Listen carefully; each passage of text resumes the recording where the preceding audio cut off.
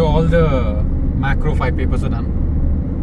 Now the mega paper IBS is due. Let us understand this exam and how is it different from other papers. If you look at a typical paper in CA, in 3 hours, we can look at an average score of 48, let's say, per hour, 16 into 3, 48. 48 is the score which you can achieve, and most of the papers are slightly more.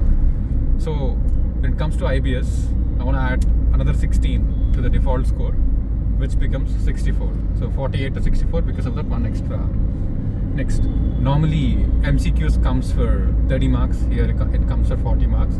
So I want to add another 6 marks, so which is 70 marks. And then added to that, you can carry your books.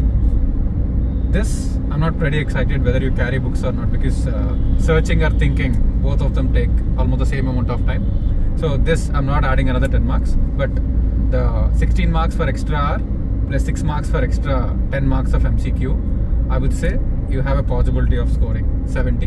And our strategy is going to address how you can go and get 70 marks in IBS. Now, there are 2 aspects to this. If you are already given both the groups, you definitely have an advantage. And if you are given only group 2, you will find 30 to 40 marks harder than how they would otherwise be.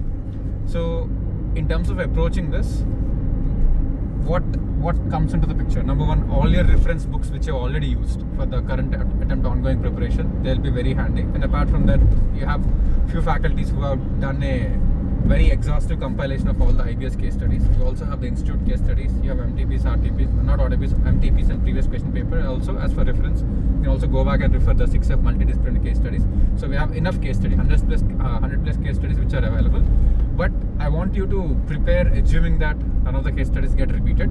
And you also have to understand the 4 hours is a combination of speed and accuracy. Because if you crave for too much accuracy, the speed gets reduced. So the strategy is built in such a way that you are reasonably completing at least 1 case study per hour with decent accuracy. So more of this will decide. And one important hack which I want to tell you right now is, today after the exam, as we are going back, the first thing you should do is attempt a couple of case studies.